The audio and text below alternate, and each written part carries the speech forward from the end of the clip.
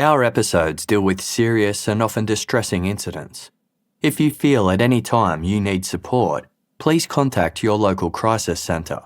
For suggested phone numbers for confidential support and for a more detailed list of content warnings, please see the show notes for this episode on your app or on our website.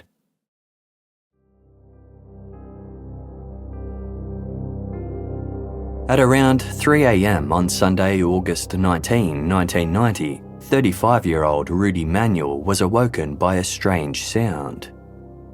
As the longtime caretaker of the Camp Nelson Lodge, a 42-acre bucolic retreat in Central California's sprawling and isolated sequoia and redwood forests, Rudy was intuitively familiar with his surroundings. When horses in a nearby pasture began stirring restlessly in the middle of the night, Rudy sensed something or someone was out there. Rudy opened the door of the rustic cabin where he had been sleeping and looked outside. If something was lurking, Rudy couldn't see it through the pitch-black darkness. He closed the door and locked it, turned off the lights, and crawled back into bed. Rudy wasn't alone. Lying next to him was 46-year-old Bonnie Hood, the owner and manager of the Camp Nelson Lodge. 5 minutes later, the bedroom light suddenly turned on. It took a moment for Rudy's eyes to adjust and for him to realize that an unfamiliar person was standing over him. The intruder was aiming a snub-nosed .38 caliber revolver directly at Rudy's head. The man ordered Rudy to get off the bed and kneel on the floor. Rudy defiantly responded, "If you want me on the floor, you're gonna have to put me down." Without hesitation, the gunman pulled the trigger, shooting Rudy in the forehead. As Rudy's body slumped to the ground, the gunman turned his attention to Bonnie Hood, demanding, "Where's the money?" Bonnie replied in a panic, "It's in the lodge." Bonnie was then shot as she cowered in bed. Even though the bullet had pierced Rudy Manuel's skull and left fragments in his brain, he was still alive. Blood ran down his face, his ears rang painfully, and the taste of gunpowder lingered in his mouth. Rudy pretended to be dead until the gunman left. He then slowly crawled across the floor into the living area where he reached for a telephone. Using what little strength Rudy had left, he dialed 911.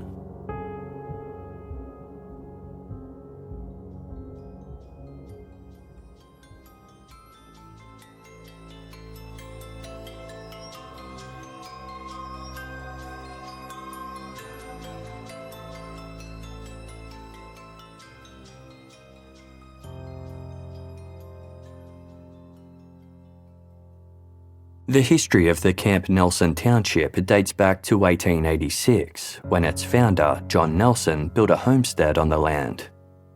Before long, his ranch became a popular destination for hunters, fishermen, and anyone else willing to make the journey into the mountains by horseback. By the early 20th century, Camp Nelson had grown into a thriving, albeit small community with a hotel and a general store that drew an influx of new visitors to the area. Bonnie Hood first visited Camp Nelson in 1952 when she was 8 years old. By then, the centerpiece of the town was a massive stone and timber lodge built by John Nelson's grandson. Featuring a grand dining hall and an impressive great room with 2 enormous fireplaces, the magnificent Camp Nelson Lodge served as the town's de facto community center for almost every important event. Bonnie and her family visited Camp Nelson every summer, and she carried on the tradition when she started a family of her own. However, as time went on, the lodge was plagued by financial woes, leading to its closure in January 1981. In the summer of 1987, Bonnie and her husband Jim noticed a for sale sign out in front of the lodge. While the couple initially joked with each other about buying the property, they ultimately decided to make a serious offer. Their offer of $780,000 was accepted, and by June 1988, Bonnie and Jim Hood were the new owners of the Camp Nelson Lodge. Even though Bonnie had been visiting the area since she was a child, many of the town's 180 residents viewed the lodge's new owners with skepticism. To them, the Hoods were outsiders, wealthy metropolitan interlopers who threatened to change the fabric of their community. Others were excited by the prospect of the lodge being restored to its former glory. In order to revive and operate the lodge full-time, Bonnie relocated to Camp Nelson and moved into one of the cabins. Her husband Jim and their 2 teenage children remained at their home in Newport Beach, nearly 4.5 hours drive away. The unconventional arrangement drew judgment among townsfolk, as did some of Bonnie's other decisions. While the locals were initially thrilled when the lodge's restaurant and bar reopened, they were dismayed when Bonnie raised the prices. Others boycotted the establishment altogether when Bonnie kicked them out for being too rowdy. When Bonnie built fences for her horses, some of her neighbours complained they blocked access to their properties. She also caused a stir for being an outspoken environmentalist, working to expose what she believed were illegal logging practices in the area. As one employee who worked for Bonnie told the Fresno Bee, "Bonnie answered to no one and apologised to no one." But what upset locals most was Bonnie's plan to turn the lodge into a trendy venue for lavish destination weddings and a high-end luxury retreat catering to wealthy clientele from Los Angeles. In their view, the whole point of going to Camp Nelson was to get away from the fast-paced city lifestyle in the first place. While some felt Bonnie harboured a combative LA attitude that conflicted with Camp Nelson's breezy, carefree way of life, others were less critical of her. One local told the Fresno Bee that the majority view of Bonnie was that she was a cheerful, outgoing person who spent an enormous amount of time, money and energy bringing Camp Nelson Lodge back to life.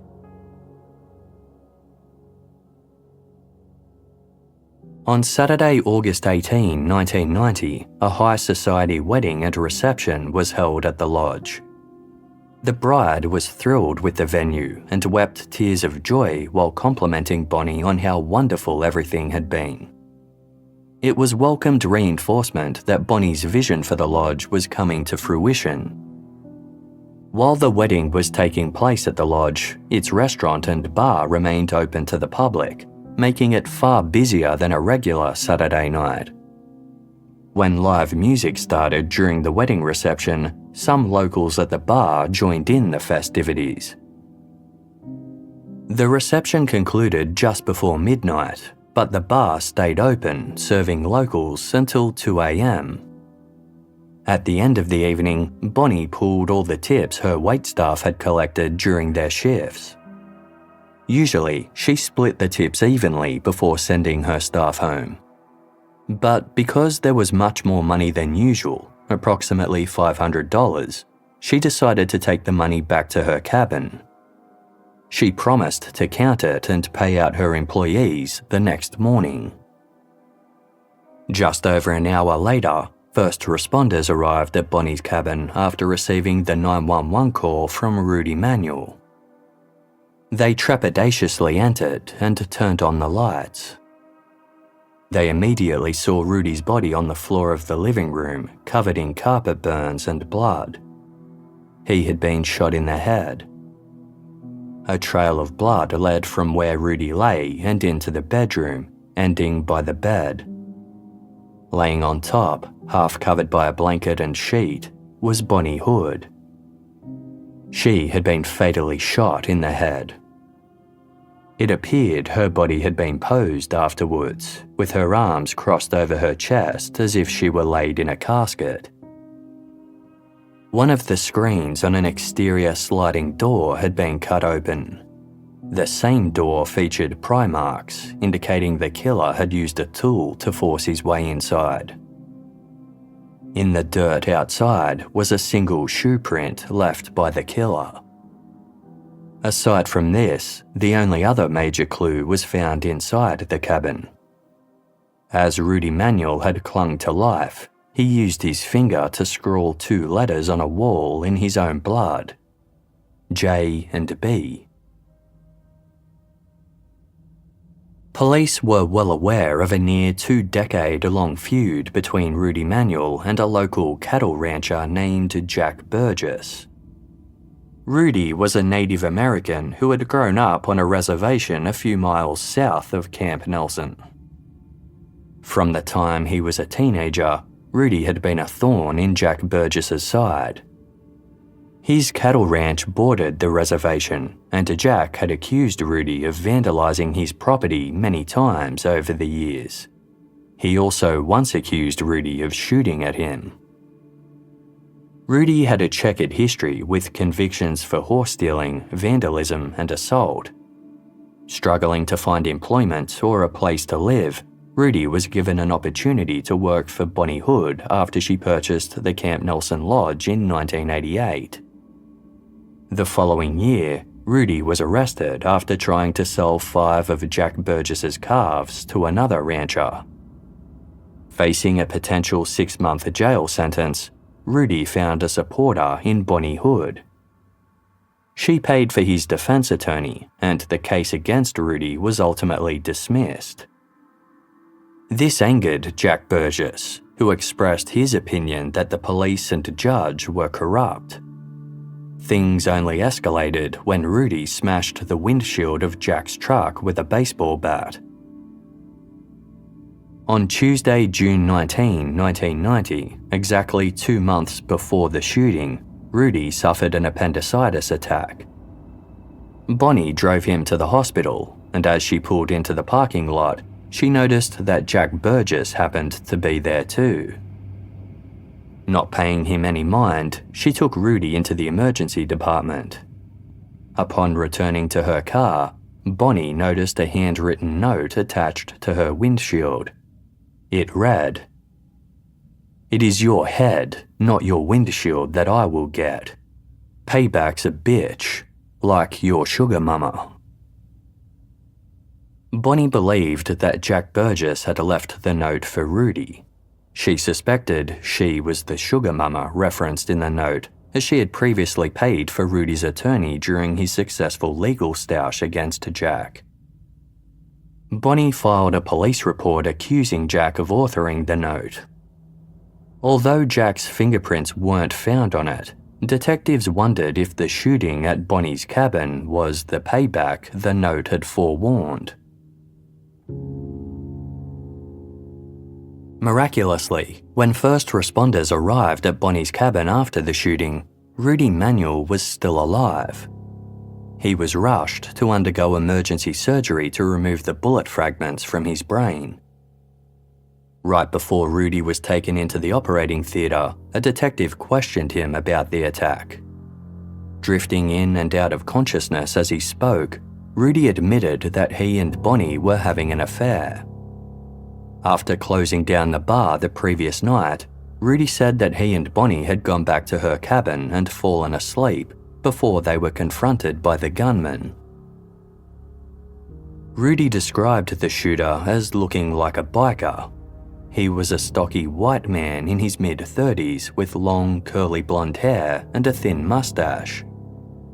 Rudy recalled he was wearing a neckerchief with the branding of US motorcycle company Harley-Davidson. Several witnesses who had been at the lodge's bar that night recalled seeing a man matching this description, but no one knew who he was. They recalled that at one stage he requested a song from the musician at the wedding reception, and that he was the last customer at the bar come closing time.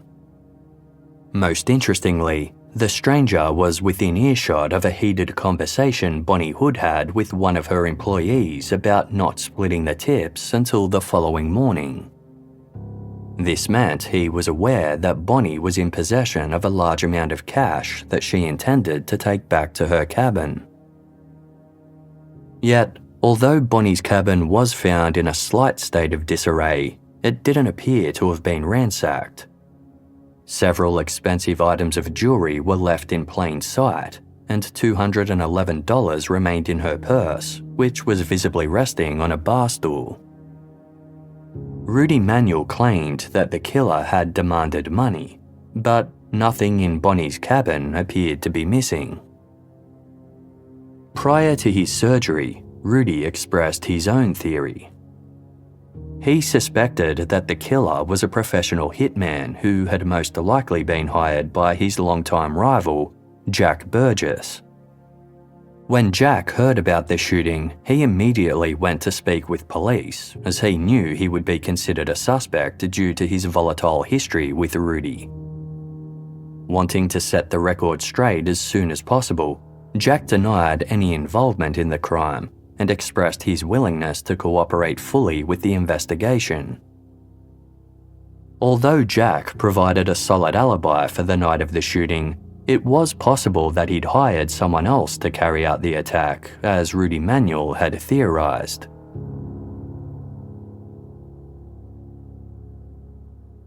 Rudy's sister, Christina, worked part-time at the lodge. She recalled seeing the mysterious stranger at the bar the night of the shooting. Curiously, she had seen him the weekend before as well. She believed he had arrived at Camp Nelson to carry out construction work, specifically to put a new roof on one of the homes in town. As there were few residences in Camp Nelson and only one had a brand new roof, investigators immediately knew where to start this new line of inquiry. The home belonged to a local attorney who told police that he had hired two brothers to do the job. Their names were Mark and Matthew Stewart, and they were from the Californian city of Fresno. Police tracked the Stewart brothers down and were discouraged to find that neither of the men matched descriptions of Bonnie Hood's killer. As this lead seemingly reached a dead end, investigators were surprised when a man arrived at the Stewart brothers' home. He was a near-perfect match for the description of Bonnie Hood and Rudy Manuel's shooter. He introduced himself as Rick Lomere and asserted that he had never been to Camp Nelson. Meanwhile, Rudy Manuel had undergone life-saving surgery, and after 3 days recovering, he was able to hold a conversation again. However, his brain was swollen and he was delirious and heavily sedated.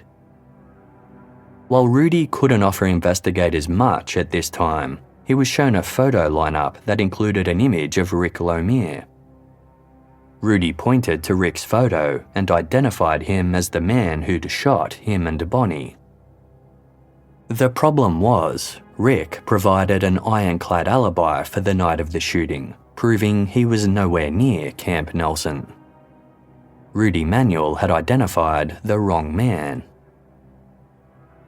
As Rudy recovered, he provided another account of the night of the shooting, this time to a psychiatrist. His version of events differed from what he'd originally told the police prior to his surgery. When the psychiatrist asked Rudy if he thought he was capable of identifying the shooter, Rudy shocked him by replying, "You are the man that shot me." When the psychiatrist explained why this wasn't possible, Rudy said, "Well, you look a lot like him." It was clear to detectives that Rudy wasn't well enough to be fully relied upon, but they began considering the possibility that he wasn't the intended target at all. Given Bonnie Hood's reputation with various Camp Nelson locals, it was possible that someone with a chip on their shoulder had targeted her. After all, the shooting had taken place in her cabin, and very few people could have known that Rudy would be there. This also raised another possible scenario. Although several townsfolk had suspected the pair were having an affair, there was only one obvious person who might feel compelled to do something about it.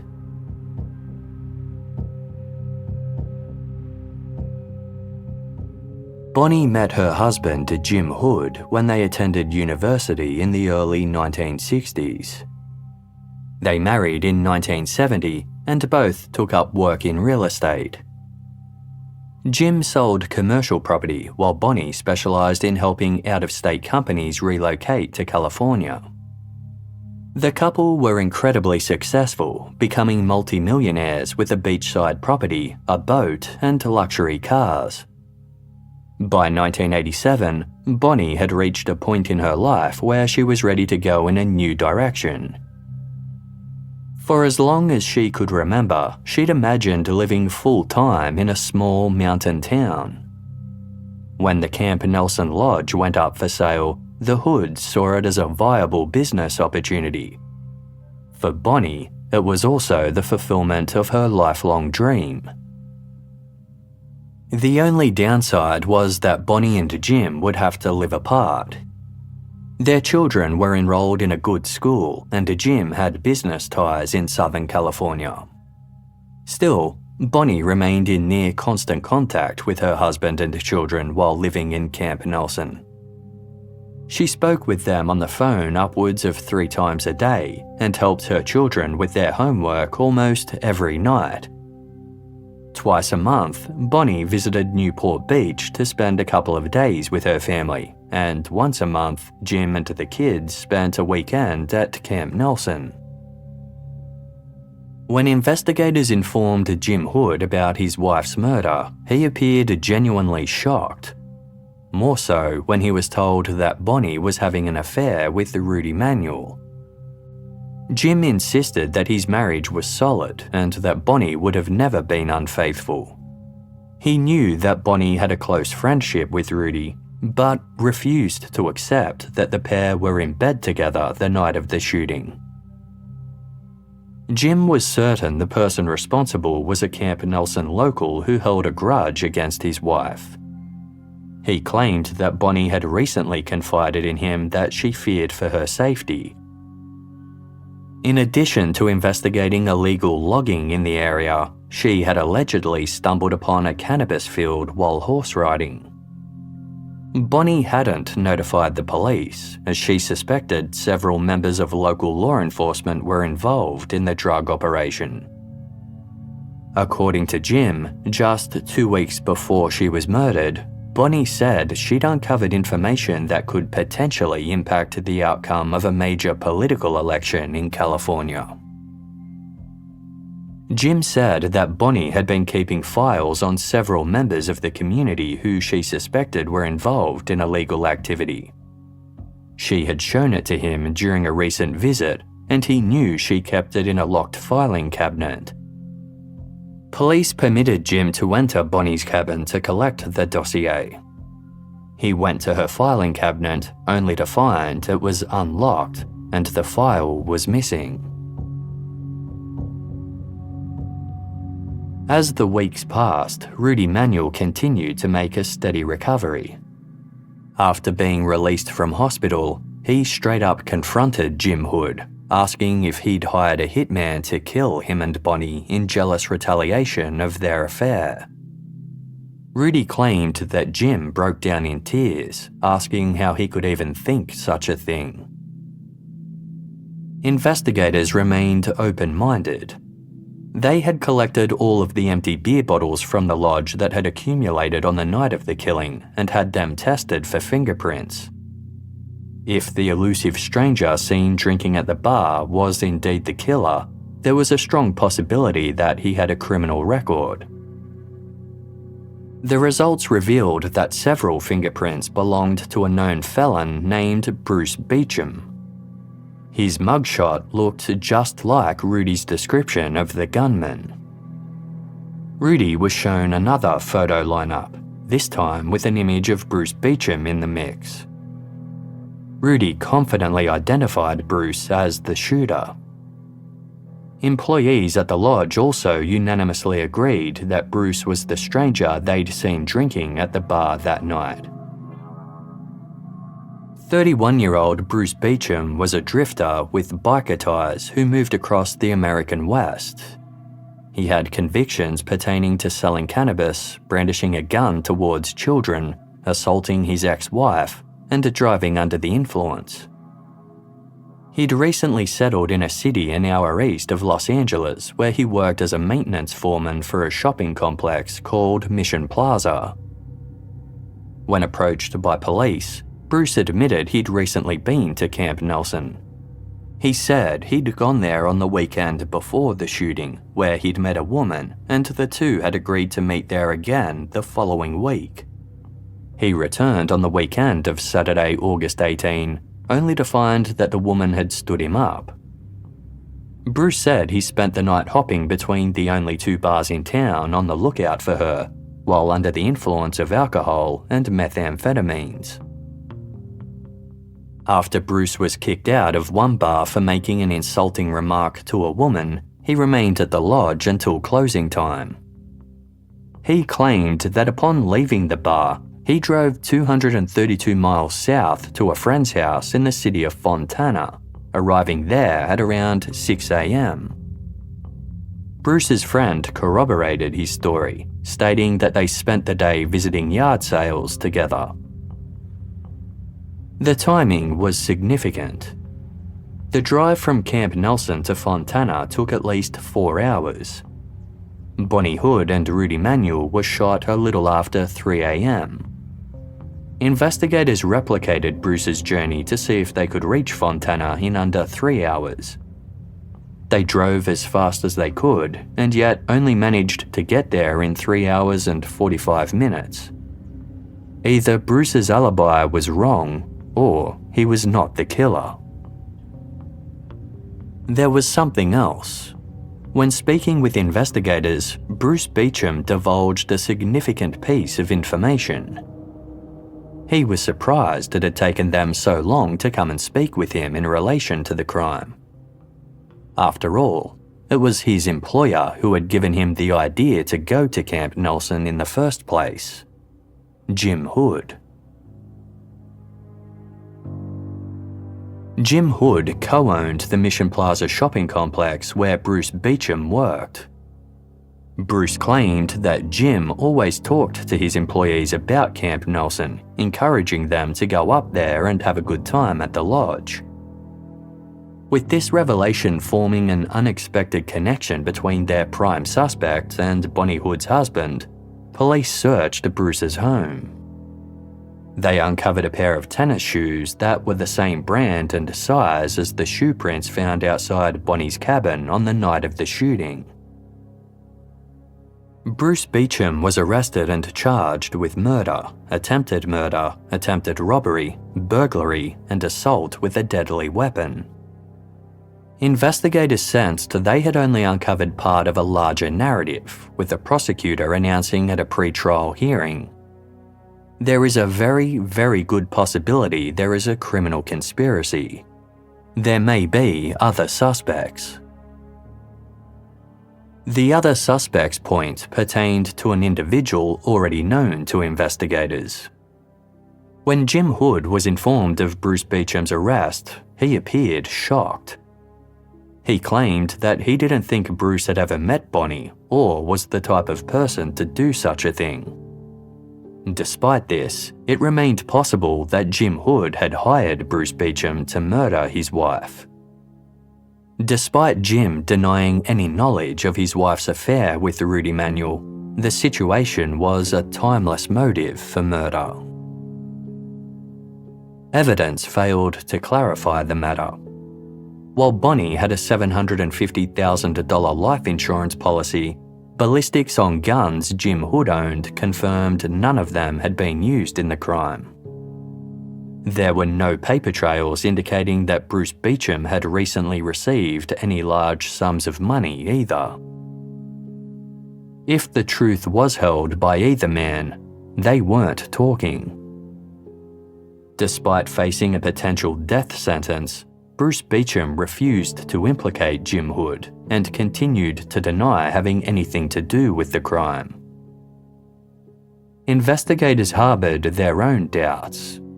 After all, if Bruce had been hired to kill Bonnie, why would he visit Camp Nelson over 2 consecutive weekends, attend the local bars, and interact with various witnesses?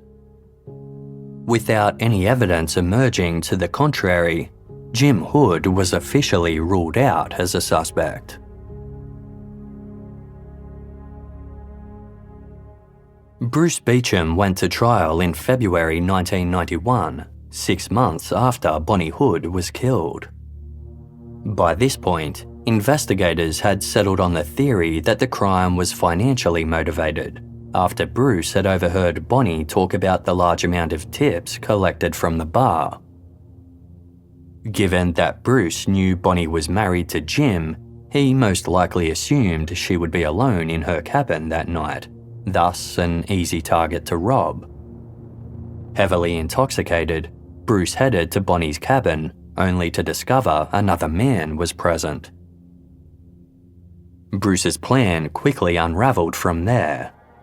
He shot Bonnie and Rudy Manuel before fleeing the scene in a panic. The prosecution expressed doubts about the 6 a.m. alibi Bruce had given police, saying that it was unreliable. His friend that had vouched for him was either lying or mistaken. In the prosecution's words, it was a simple case of robbery that led to murder and attempted murder. The prosecution's star witness was Rudy Manuel. When asked on the stand about who shot him, Rudy pointed to Bruce Beecham and announced, "There's no doubt he's the one."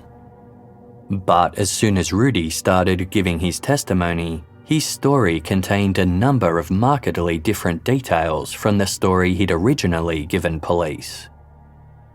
Under oath, Rudy denied ever having an affair with Bonnie Hood. He claimed he had visited her cabin that night just to talk and had been sitting on the edge of her bed chatting with the lights on when Bruce Beecham suddenly burst through the door. Rudy recalled, "He told me I was a dead motherfucker and he was very rude about it. He said, 'Get on your knees and face the floor.' I didn't want to do it because I knew he would shoot me." Rudy claimed he tried to kick the gun out of Bruce's hand, and that's when he was shot in the head. He explained, "Then there was a struggle and 2 more shots. I think Bonnie stood up on the bed, and at this time, the defendant fought with her. This man right here jumped on the bed. I believe she was fighting for her life, and there were 2 more shots." This was the first time Rudy had ever mentioned a struggle taking place. Prosecutors attributed Rudy's differing recollections to his severe head trauma. The defense, however, contended that he was making up new details to fit the physical evidence. During the trial, it had been revealed that Bonnie's fingernails indicated she had struggled with her attacker. The defense believed that Rudy was falsifying his story to suit this finding, as well as other key evidence, including the fact that semen had been found inside Bonnie that couldn't be linked to anyone in particular. From the defense's perspective, the semen indicated that Rudy wasn't being entirely truthful about what he and Bonnie did that night. Testimony provided by the county coroner rebuffed Rudy's story further. The coroner held the opinion that Bonnie was killed elsewhere and then moved to the bed. He highlighted the blood spatter from the crime scene, specifically the neat trickle of blood that ran from Bonnie's ear, down her chin and across her neck. The coroner claimed this didn't coincide with someone being shot while lying in bed, explaining, "When a person gets shot, blood splatters all about. This is the tidiest homicide scene I've seen in 12 years as a coroner. This is too tidy, not what we see in violent death." It's not consistent with the struggle Rudy Manuel said occurred. The defense told the jury, "The only conclusion you can draw is that Rudy Manuel is a liar. Something happened in that cabin that night he's not telling us about." After deliberations, the jury produced the first ever acquittal in a murder trial in the county's history. One of the jurors later told a reporter, "We never ever, any of us, thought Bruce Beecham was guilty. There was not enough evidence to convict him."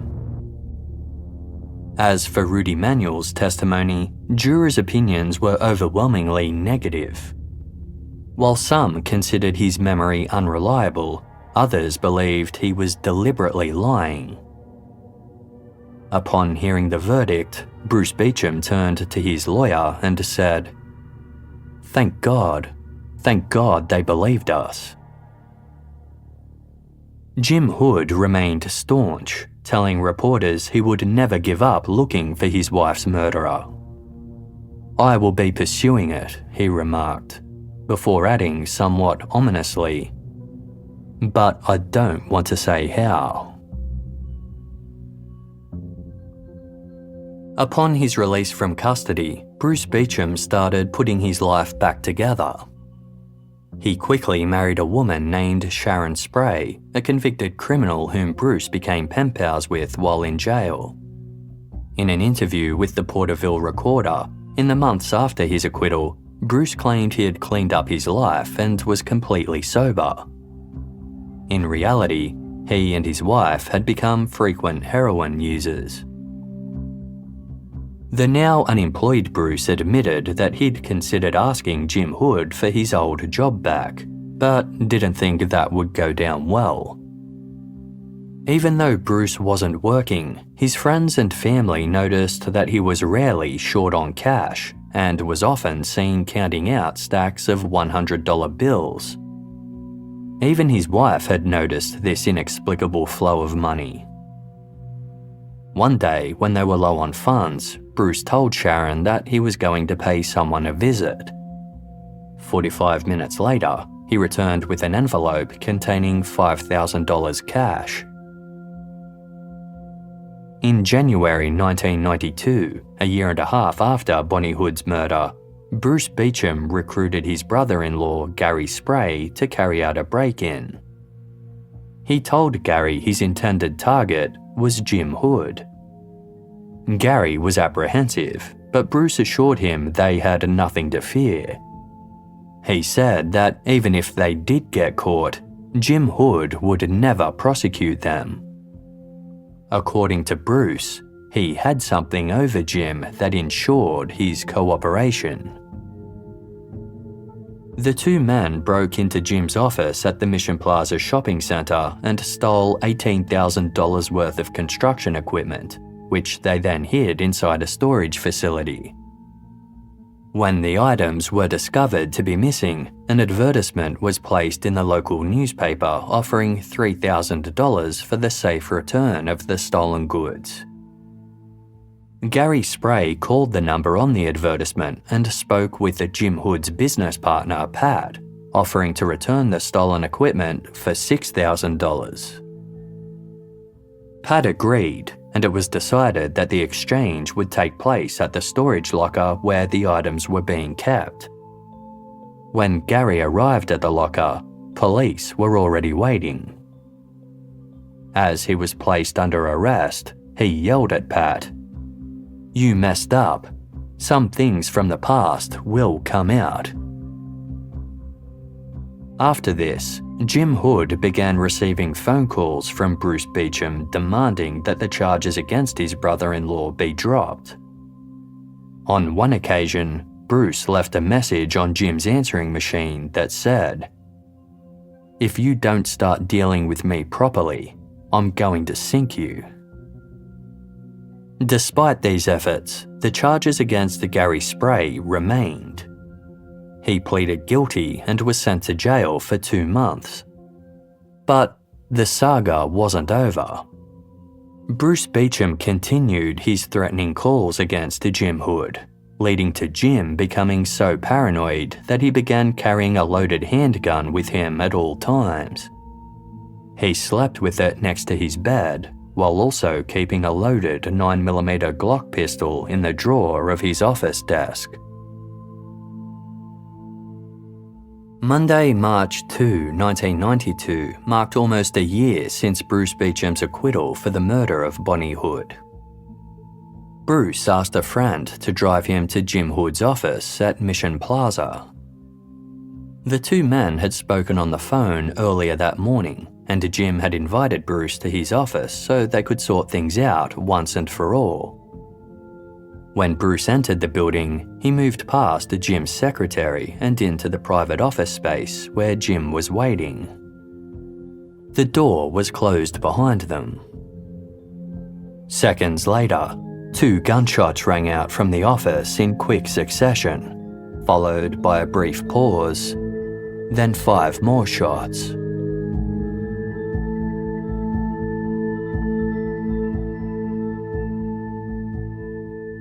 Police arrived at Mission Plaza to find Bruce Beecham dead on the floor of Jim Hood's office. He had been shot 7 times. His right hand was clutching an unregistered blue steel .357 Magnum revolver. Jim Hood was immediately taken in for questioning, and over the next 12 hours, he explained the deadly confrontation in detail. He said that over the past several weeks, Bruce had been making increasingly threatening phone calls to him. Jim began actively avoiding Bruce's calls, but that morning, Bruce called the office threatening to bury Jim. Fed up, Jim finally agreed to meet in person to sort their conflict diplomatically. He believed the conversation would be about the theft of the construction equipment and the recent incarceration of Bruce's brother-in-law, Gary Spray. Jim suspected trouble the moment Bruce entered his office. As Jim sat behind his desk, he noticed Bruce's hands were shaking, particularly the left one. His eyes were also bulging as if he were about to lash out. Bruce suddenly reached behind his back and pulled out a revolver.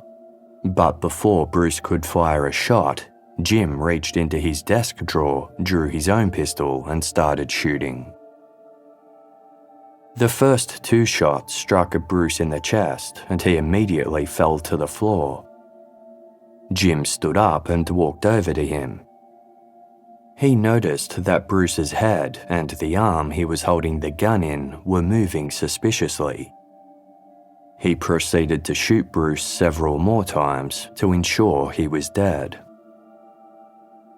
If Jim's word was true, the situation was clearly self-defense. But investigators could tell from the get-go that not everything was as it seemed. Firstly, the friend who dropped Bruce Beecham at Mission Plaza said it didn't appear that Bruce had been armed with a gun. Bruce had told his friend that he suspected Jim had set a trap for him, and he expected to be arrested when he arrived at Jim's office. He was carrying a knife which he left in the car because he didn't want to be armed when the confrontation occurred.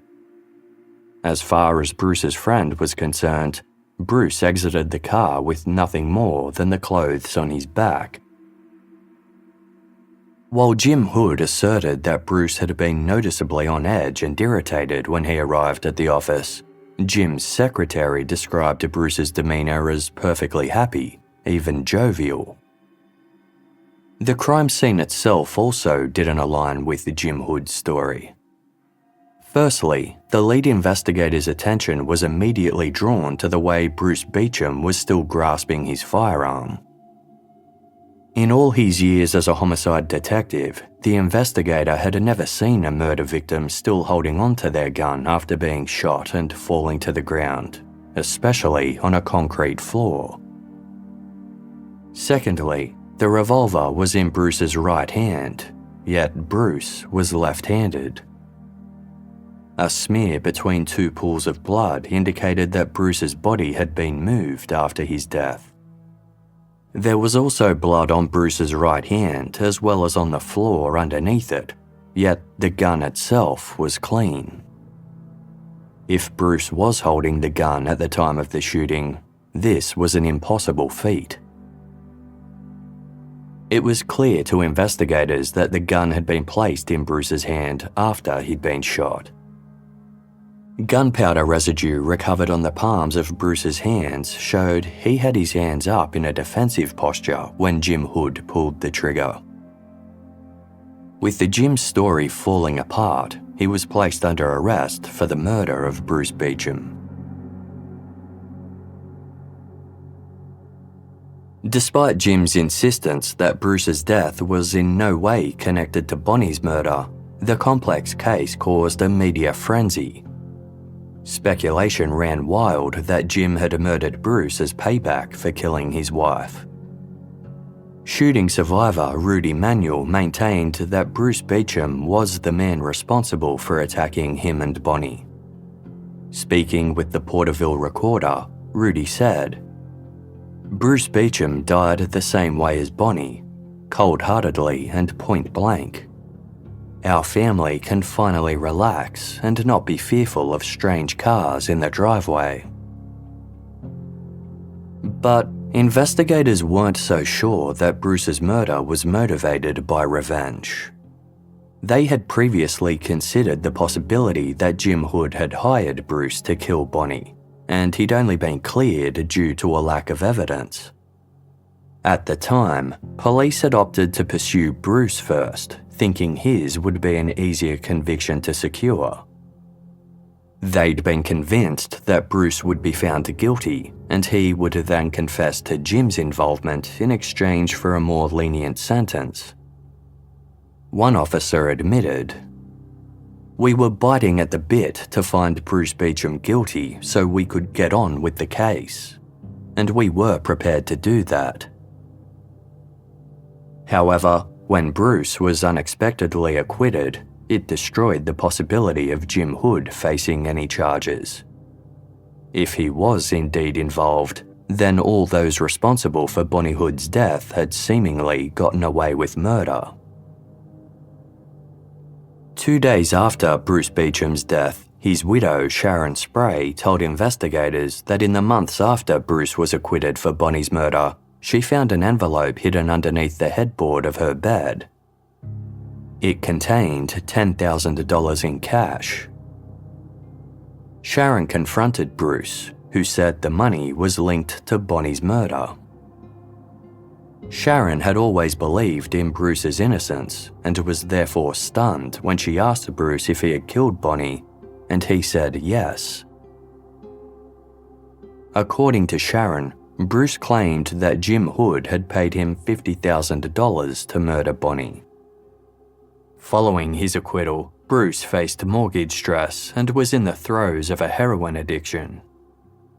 By 1992, he had blown through the bulk of Jim's money, but realised he was in a unique position. Because of double jeopardy laws, he could never be tried for Bonnie's murder again, even if he confessed. He even sought the advice of a paralegal who confirmed this to be the case. Emboldened by this knowledge and motivated to profit on his story, Bruce consulted a freelance author about writing a tell-all book about what really happened in Camp Nelson. He knew that such a revelation would not only ruin Jim Hood's business and reputation, but likely result in Jim being arrested for Bonnie's murder. Bruce used this as leverage to squeeze more money out of Jim.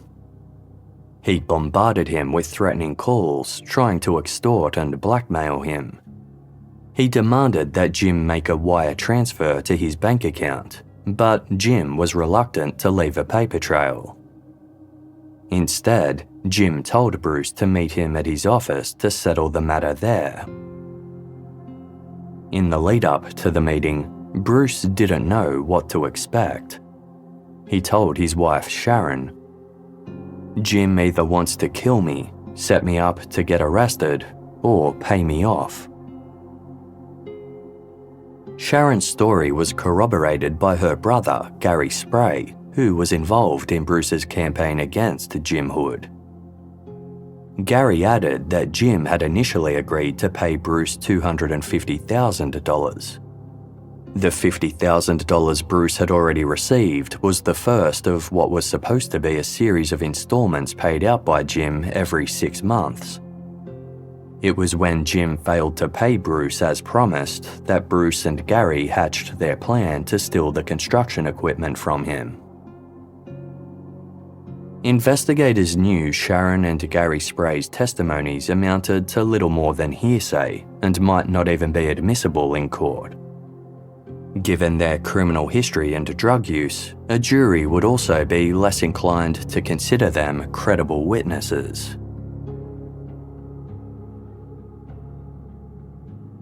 Instead, they worked to uncover more evidence of their claims, starting with a solid motive. The obvious one was Bonnie's alleged affair with Rudy Manuel. Residents of Camp Nelson referred to the relationship as the worst-kept secret in town, but investigators could only find one witness who claimed to have actually seen the pair acting intimately. A bartender from the lodge said he'd seen Bonnie and Rudy kiss on one occasion, hardly enough evidence to prove a long-standing sexual affair. While Rudy had initially admitted to the affair, he'd changed his story at Bruce's trial and denied it ever happened. If he changed his story again, it would mean admitting that he'd committed perjury in a murder trial. Although the truth about the affair remained up for debate, there was evidence that Jim and Bonnie's marriage was on the rocks. Several people close to Bonnie claimed that she'd talked openly about divorcing Jim in the days prior to her murder. According to Bonnie's bookkeeper, Bonnie had scheduled an appointment with a divorce attorney on Monday, August 20, 1990, the night before she was killed. Financial gain was another potential motive. Jim had always maintained that the lodge was breaking even financially, but a review of his tax records showed that the business had lost $550,000 between 1989 and 1990. Jim was also found to have been deliberately overstating the value of his various real estate holdings. Although he claimed to be a multimillionaire, in reality, he was in a precarious financial position. Not long after purchasing the lodge, Bonnie Hood had received a $250,000 inheritance. The money would have gone a long way in covering the lodge's expenses, but Bonnie refused to put her own money into the business. Rumours had it that this became a major source of contention between the Hoods. In the aftermath of Bonnie's murder, Jim was the beneficiary of her $750,000 life insurance policy. It turned out that he'd also collected an additional $2 million from a separate mortgage insurance policy that he'd taken out on the lodge, bringing his entire windfall from Bonnie's death to nearly $3 million. With all of this information coming to light, investigators were certain of their long-standing theory that Jim Hood had hired a hitman to kill his wife. Further digging revealed that Bruce Beecham had previously proven himself willing and able to do Jim's dirty work. In 1989, Jim had apparently paid Bruce $9,000 to illegally cut down 35 trees to give passing motorists a better view of a Mission Plaza billboard. The hitman theory formed the basis of the prosecution's case against Jim Hood when he went to trial in October 1992. Although Jim maintained that he'd killed Bruce Beecham in self-defense, the prosecution argued that he'd murdered Bruce to bring an end to his extortion efforts. The problem was, investigators hadn't been able to find tangible proof that Bruce had received any money from Jim Hood, aside from his old paychecks from work. The defense accused Sharon and Gary Spray of making their story up so they could file a lawsuit against Jim for Bruce's wrongful death. Although Sharon denied this accusation on the stand, it was revealed that she had already consulted with 3 separate lawyers about filing such a lawsuit.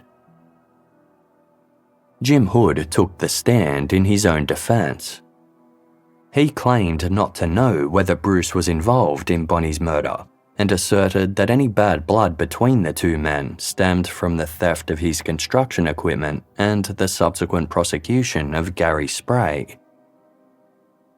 Jim maintained that he'd invited Bruce to his office to settle their differences peacefully, and only gunned Bruce down when Bruce went to shoot him first.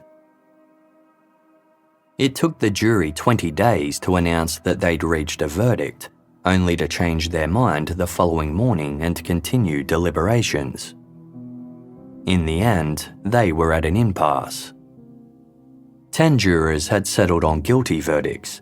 1 believed Jim wasn't guilty, and the remaining juror was undecided. A mistrial was declared, with a retrial scheduled for later in the year. Jim Hood's retrial commenced in September 1993, with a surprising revelation from the judge. He barred the prosecution from presenting any evidence suggesting that Jim had hired Bruce Beecham to murder his wife, making it clear that this trial would focus solely on Bruce's murder and not on the murder of Bonnie Hood. The prosecution therefore had no choice but to centre their case around the physical evidence from the crime scene in Jim's office. As for the motive, they could only go so far as to assert that Bruce was attempting to blackmail Jim about something. Jim had already admitted during the first trial that he'd paid Bruce to do illegal work for him in the past. This alone proved that Bruce was in possession of some knowledge that he could use against Jim. Jim Hood took the stand again, but he changed several critical details from his original testimony. In the first trial, Jim claimed that Bruce's hand and head had moved in very specific ways after he'd been shot. During the retrial, however, Jim denied that Bruce had moved at all. In order to show the jury that Jim had changed his story, the prosecution did something they believed had never been done in a California courtroom. They called jurors from the first trial to testify as eyewitnesses to what Jim's original testimony had been. One by one, the former jurors provided irrefutable proof that Jim had perjured himself on the stand, completely shattering his credibility. After 6 days of deliberation, the second jury returned a unanimous verdict. Jim Hood was found guilty of murdering Bruce Beecham and sentenced to 29 years in prison. Jim continued to maintain his innocence in the murders of both Bruce and Bonnie. His 2 children stood by him, believing he was wrongfully convicted and falsely accused for both crimes. In 2012, Jim's ongoing claims of innocence cost him the opportunity to be released from prison early due to good behaviour. He was considered a model inmate, having taken courses in stress management and conflict resolution. According to prison officials, Jim never once violated a single prison rule. However, in the words of the state governor, "Until Jim Hood shows that he has genuinely explored and can give a credible account of the circumstance that led to his killing of Bruce Beecham, I cannot be persuaded that he would not commit future acts of violence if released from prison." The governor's statements demonstrated the catch-22 of prisoners who claimed to be truly innocent. Jim's refusal to confess meant he remained in prison for a further 5 years. He was ultimately released in 2017 after serving 23 years and has since kept a low profile. Authorities remain convinced that Bruce Beecham killed Bonnie Hood under Jim's order. In 1996, Bonnie's case was reopened after police received a package claiming to contain new information about her murder. What the package contained or who sent it has never been made public. Upon further investigation, the sheriff determined the new information wasn't enough to officially close the case. As of 2024, the murder of Bonnie Hood officially remains unsolved.